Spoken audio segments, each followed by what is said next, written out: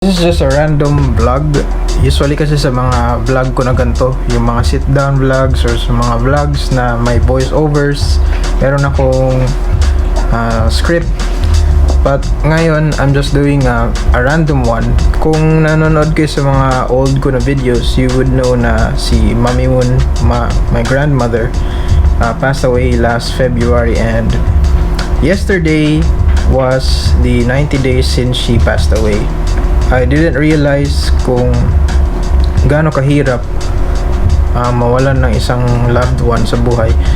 Kasi nung bata pa ako, I watch movies, and then dun lang ako parang nagkaka-glimpse of how it feels like based sa acting ng mga artista. Nakakita ko ng mga movies or mga scenes kung saan may namatay, and then yung artista acts out what it's like to mourn. I grew up in a church or a religion that we believe that there is life after mortality, or after this life there will be a next life, and that we will all see together after this life. I thought it was assuring, and at the time when I was still a kid, I haven't experienced what it's like to lose someone. I thought that knowing that truth would save you from grief.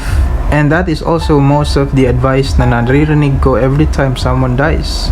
Someone posts something on Facebook that they are sad, people tend to comment, alam naman natin yung plano, there is life after death, no need to mourn, may plan of salvation naman. At that time, dahil hindi pa ako naka-experience sa mamatayan, I used to agree to those people who comment those kind of words. Until February 2021 happened, and that's when everything changed. I thought that knowing about the plan would save you from grief, but it doesn't. It gives you hope. I'm not saying that it's wrong, and I'm also not saying that the things that my church thought was wrong. It gives you hope, but it doesn't save you from grief. Or if you believe in God, because I do, I remember in the scriptures in New Testament there was a time where Lazarus died, and then Jesus Christ visited him. Even though in that story, even though Jesus Christ knew that he could resurrect Lazarus, but seeing his family mourn his death, he didn't tell them, nah, don't worry, I'm gonna raise him up anyway. Don't worry, alam nyo naman yung plano, diba? I taught you the plan. Don't worry, he's gonna live again. Hindi siya ganun ka-arrogante, but he instead wept with them. He cried with Lazarus' family. If thou hadst been here, my brother had not died.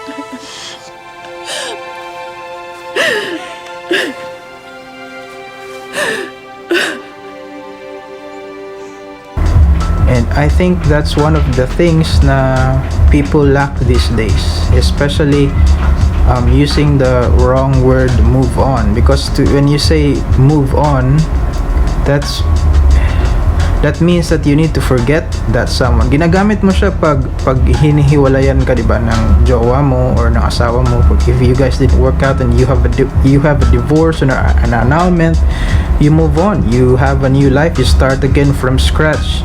You move on from that old life. But to use that with someone who just experienced a life, almost a lifetime with the person that you really love, and they died, tapos sasabihan mo ng move on, that's wrong. I understand people might have a broad understanding on what move on means, but no, it doesn't. You should stop that. Move on is the wrong word. I rather sympathize with people. Don't tell them na alam mo naman yung plano, we know the plan, diba, may afterlife naman.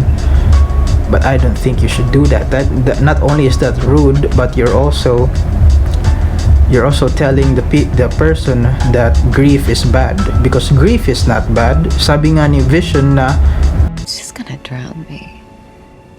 No, I won't. How do you know? Well, because it can't all be sorrow, can it? I've always been alone, so I don't feel the lack.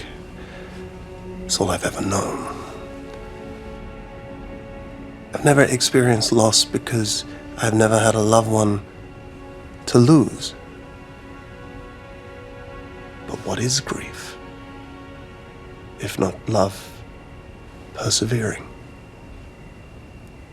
So that means that if someone is grieving for the loss of the person that they love, it means that the love for them is true.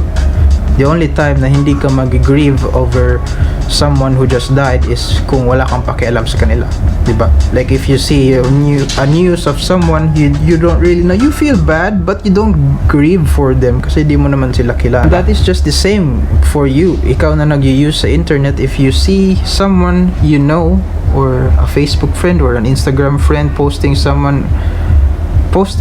a picture of someone who just passed away sa buhay nila, and then sabihan mo na move on, sabihan mo na alam mo naman yung plano, di ba?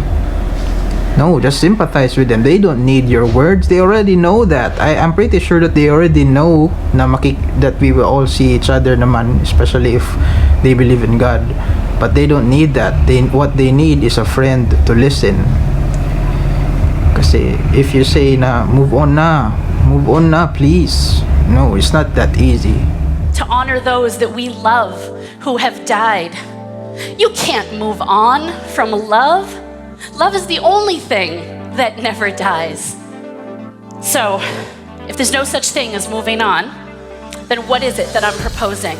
What is the message that we need to make contagious in the hearts and minds of people? The message that will change people's minds and in turn, change the world? Well, here's the truth. Love grows more love. All good things are born out of love. So what if instead of saying to someone, hey, stop talking about your brother, we said, tell me more about your brother who died? What if instead of trying to fix people, we sat with them inside of their pain and we let them tell us what comes next? What if we got rid of the phrase move on and instead began to move with and move through our losses? Imagine what could happen. My husband's heart may have stopped beating on July 13th, 2011. But he lives on every single day because it's my mission to make damn sure of it. Great things can happen when we continue to tell the stories of those we have lost who have died. That's it for this video. If you'd like this video, leave a like. Teddy Berms now.